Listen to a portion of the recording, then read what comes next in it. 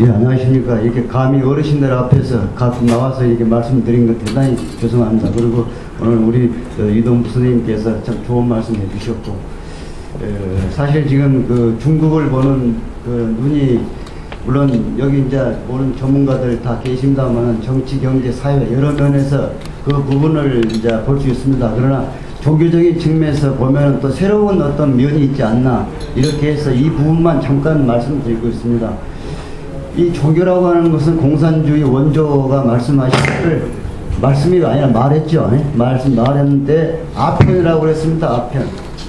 근데 이 새롭게 그 중국이나 새로운 공산주의자들이 인식하게 된 그 위대한 발견이 뭐냐 그러면 아편이 아니다.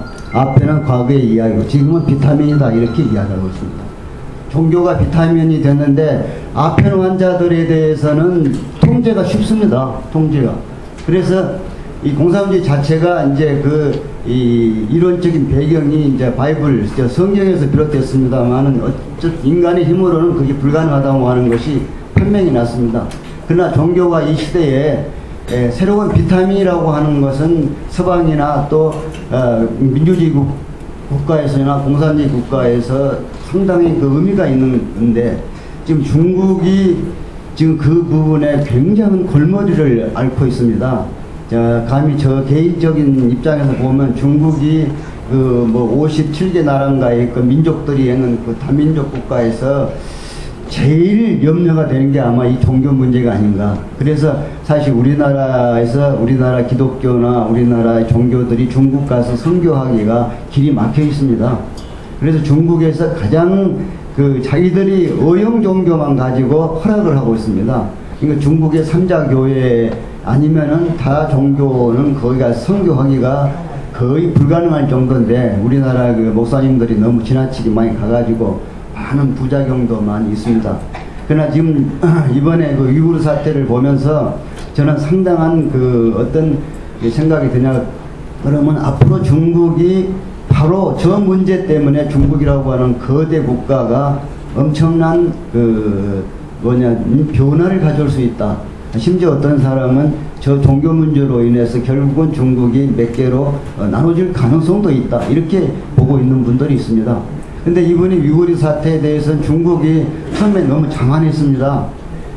중국이 그 위구르를 통합한 것은 49년도 딱 60년이 됐습니다.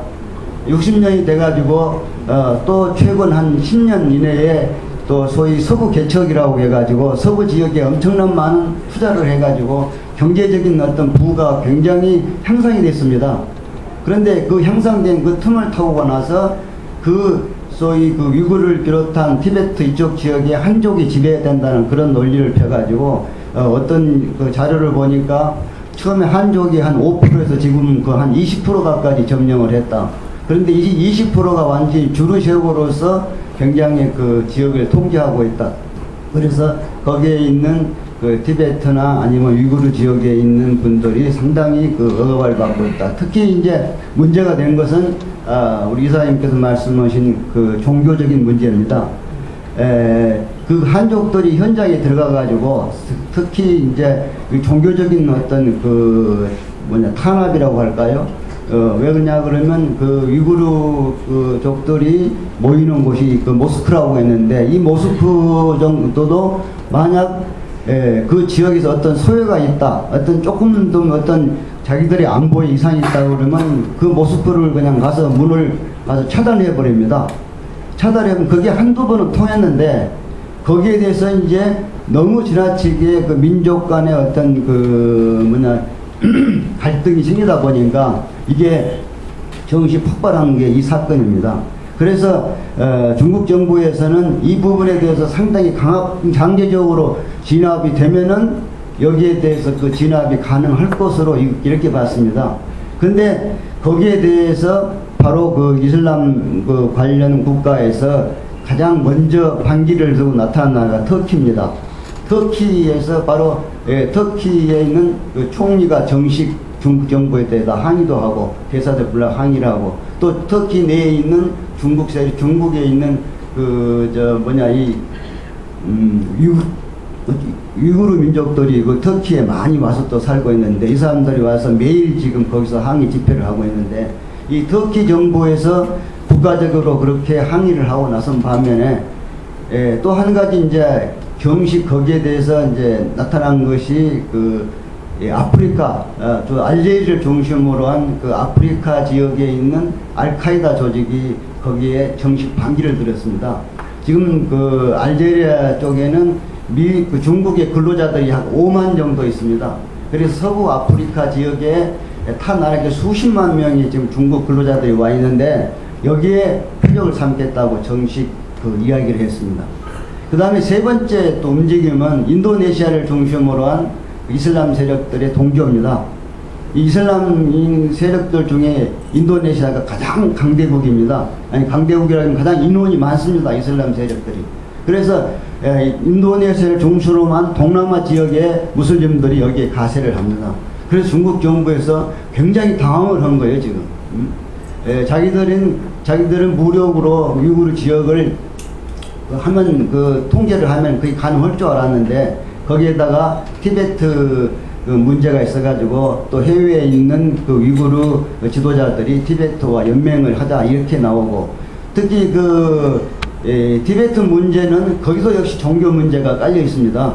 그래서 달라이 라마라고 하는 걸출한 지도자가 있어가지고 그분을 중심으로 해서 상당히 그 눈에 가시가 되는 중국 정부의 그런 그 상태가 있는데 근데 이상하게도 이 불교, 티베트 불교하고 이슬람은 상당히 그 어떤 그 접촉할 수 있는 개연점이 상당히 많습니다.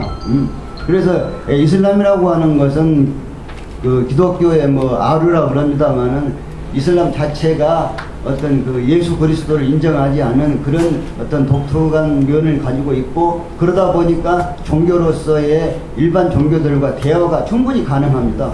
그래가지고 이 만약 티베트하고 이 위구르 그 지역이 서로 연대를 하게 되면은 상당한 중국에 부담이 가지 않느냐. 그래서 어제 그제인가 중국 외교부 대변인이 그 성명서까지 냈습니다. 우리는 민족 문제와 종교 문제에 대해서 초연하다. 이런 부분에 대해서 이야기할 때 바로 세계 평화에 큰 문제가 생긴다 해가지고 긴급 성명서를 내고 있는데 바로 이 위구르 사태가 앞으로 중국을 보는 하나의 그 키워드가 되지 않느냐 하는 그런 부분은 모든 중국의 소수 민족들이라고 하는 것은 다 자기 종교들을 다 가지고 있습니다. 또 종교라고 하는 것은 인간의 절대적으로 없어서는 안 될 그런 절대적인 신념을 바탕으로 하고 있기 때문에 바로 위구르 사태는 이런 부분에서 이제 중국의 균열이 시작되지 않느냐 이렇게 보고 있고 그러나 이 이슬람 국가와 이 중국과는 뗄래야 뗄 수 없는 어떤 관계를 가지고 있습니다. 마치 그 헌팅턴이라고 하는 그런 분도 그걸 지적을 했습니다만은 이 이슬람과 중국과의 관계는 앞으로 역사의 마지막 어떤 장을 장식하는 데 두겠습니다만은 그 전에 이제 엄청난 진통이 일어나지 않겠나. 그래서 지금 이 중국 문제를 두고 이슬람이 네 군데서 지금 상황이 있고 아까 터키, 그 다음에 저쪽에 알제리아는 알카이다 조직, 그 다음에 인도네시아 조직, 그 다음에 망명 조직, 요 그 그룹들의 움직임을 앞으로 예의주에 보시면은 중국이 앞으로 어떤 그 어려움을 안고 있는가, 잘못하다가는 저 큰 나라가 몇 개로 나눠질 수 있는 그런 개연성까지 보이고 있지 않나, 그렇게 보면서 간단히 말씀드리겠습니다. 위구르족이 몇 명이나 돼요? 지금 100만 명 되나? 그 정도. 100만 명? 250만. 250만? 250만 명? 250. 그러니까 지금 말씀 아주 전곡을 지르시는 말씀했는데, 이게 이제 위구르족이 터키 말을 써요. 터키 말을 쓰고 얼굴도 터키 사람하고 같대요. 그래서 그 갔다 온 분들 얘기가 이건 완전히 이건 독립국가가 돼야지 같이 살 수 없는 사람들이라는 거예요. 그렇죠? 근데 이게 이제 알카에다하고 연결이 돼 있고 이슬람 종교와 연결이 돼 있고, 오늘 고마운 말씀 감사합니다. 그래서 이거는 이번에 이명박 대통령이 정상외교를 요즘 잘하고 있어요. 교황님과 이제 만남을 가졌는데 그 교황님이 이명박 대통령한테 거꾸로 이런 부탁을 했어요.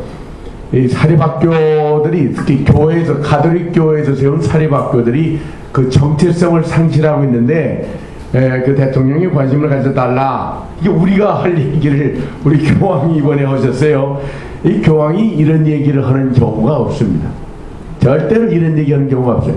이건 뭐냐면은 사립학교법 뒤에 숨어있는 가톨릭의 좌파적인 세력에 대해서 메시지를 보내는 겁니다. 이게 정의구현 사제단들에 대해서 내가 너희들 하는 거 마땅치 않게 생각한다 이놈들아, 그 얘기가 거기 숨겨있는 겁니다. 이게 가톨릭 정치로 볼 때 이 교황이 고도의 위교 정치를 지금 하고 있는 거예요.